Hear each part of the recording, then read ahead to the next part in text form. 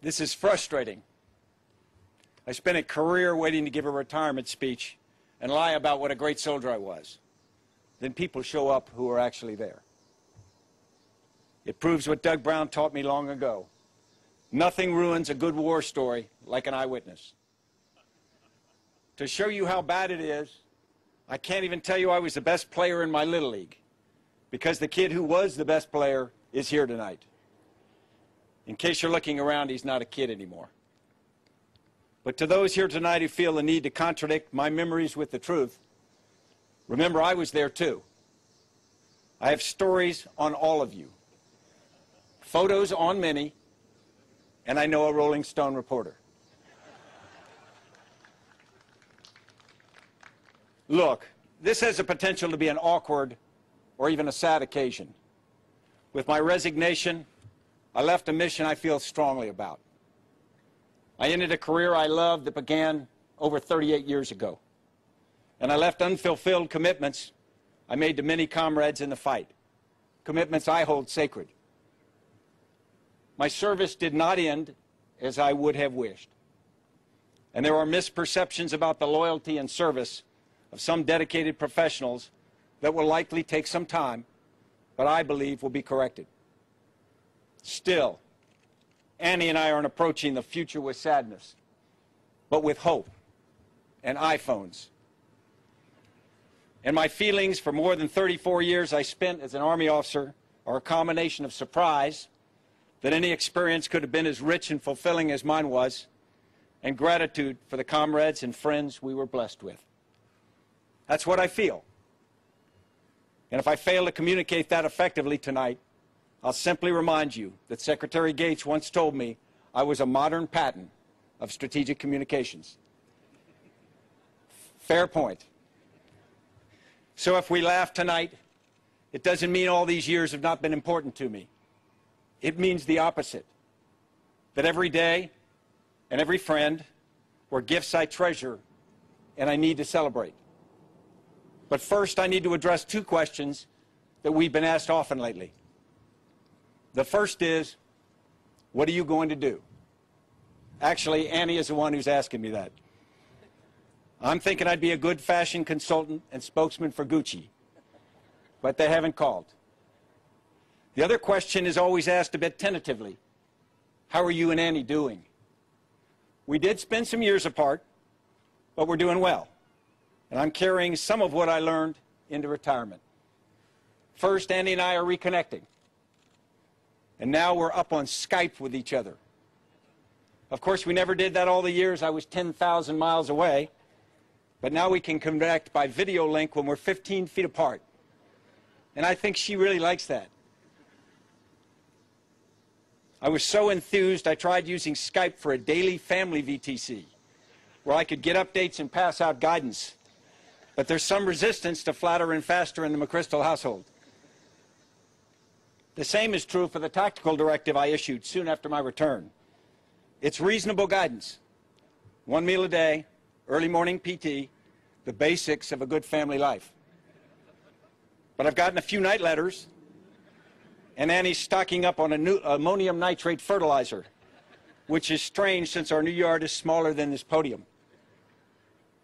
Although the insurgency is relatively small, one woman, she's uninterested in reintegration.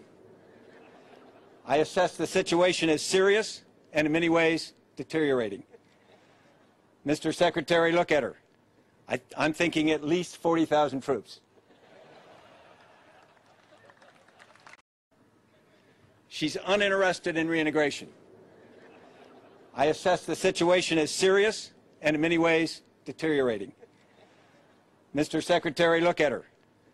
I'm thinking at least 40,000 troops.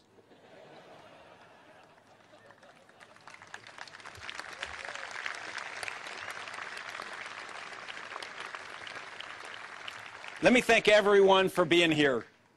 This turnout is truly humbling. Here tonight are my wife and son, my 4 brothers, 2 nephews, mentors, comrades from countless phases of my career, and some special guests whose service and sacrifice are impossible to describe with words. But because this crowd is pretty big, for good order and discipline, I've divided you all into 4 groups. Please remember your group number. Group 1 are all the people who accepted responsibility for making this ceremony work, from the planners to the soldiers on the field. And my apologies for all the time you spend in the heat. You're special people, and in my mind, you also represent soldiers all over the world. You have my sincere appreciation. The second group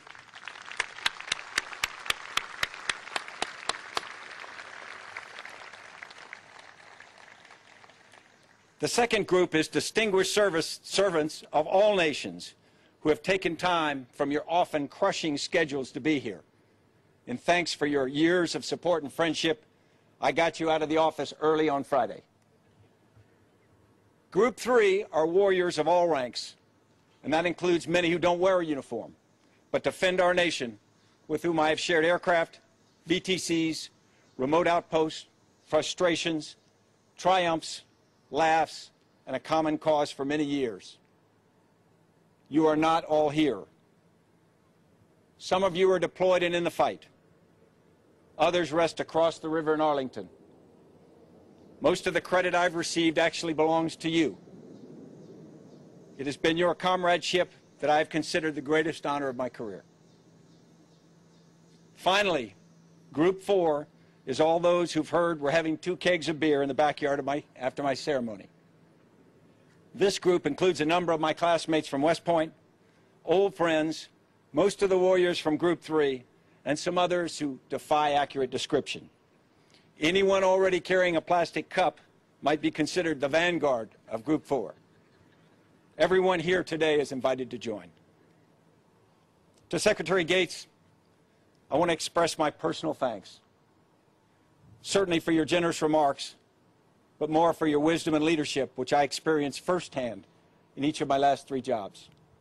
Your contribution to the nation and to the force is nothing short of historic.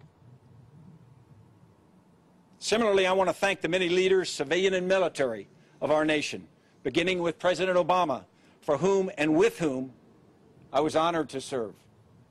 Whether elected, appointed, or commissioned, the common denominator of selfless service has been inspiring. As COM-ISAF, I was provided a unique opportunity to serve alongside the professionals of 46 nations under the leadership of NATO. We were stronger for the diversity of our force, and I'm better for the experience. My thanks also to the leadership and people of Afghanistan for their partnership, hospitality, and friendship. For those who are tempted to simplify their view of Afghanistan and focus on the challenges ahead, I counter with my belief that Afghans have courage, strength, and resiliency that will prove equal to the task. My career included some amazing moments and memories, but it is the people I'll remember. It was always about the people. It was about the soldiers who are well trained, but at the end of the day act out of faith in their leaders and each other. About the young sergeants who emerged from the ranks with strength, discipline, commitment, and courage. As I grew older, the soldiers and sergeants of my youth grew older as well. They became the old sergeants, long service professionals whose wisdom and incredible sense of responsibility for the mission and for our soldiers is extraordinary. And the sergeants major. They are a national treasure. They mold and maintain the force and leaders like me. They have been my comrade, confidant, constructive critic, mentor, and best friend. A little more than a year ago, on a single email, Command Sergeant Major Mike Hall came out of retirement, leaving a job, his son, and his amazing wife Brenda to join me in Afghanistan. To Mike, I can never express my thanks. To Brenda, I know after all these years, I owe you. I also love you. To true professionals like Sergeants Major Rudy Valentine, Jody Nacy, Steve Cuffey, C.W. Thompson, Chris Craven, Jeff Mellinger, and Chris Ferris, your presence here today is proof that when something is truly important, like this ceremony, you're on hand to make sure I don't screw it up. I've been blessed with the presence of old friends throughout my career. Friendships that began long ago at West Point, Fort Benning, Bragg, Lewis, or countless other locations, and shared years of Army life, moving vans, kids, laughs, disappointments, and each other's successes, which grew into bonds that became critical on the battlefield. I treasure a note I received during a particularly tough time in Afghanistan in 2007 from fellow Commander Dave Rodriguez that quoted Sherman's confidence that if he ever needed support, he knew his friend Grant would come to his aid, if alive. Serving with people who say and mean such words is extraordinary. I served with many. Many of you are here tonight. And not all the heroes or comrades are in uniform. In the back of a darkened helicopter over Konar, Afghanistan in 2004, a comrade in blue jeans, whose friendship I cherish to this day, passed me a note. Scribbled on a page torn from a pocket notebook, the note said, "I don't know the Ranger Creed, but you can count on me to always be there." He lived up to his promise many times over.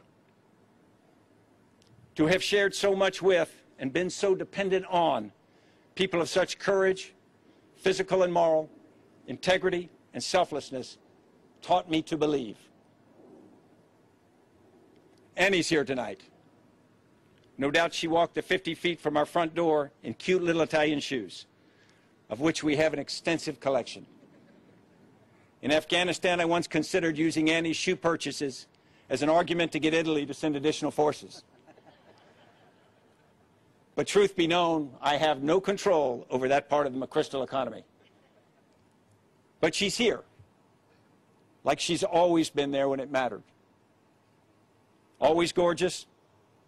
For 3.5 years, she was my girlfriend, then fiancée, and for over 33 years, she's been my wife.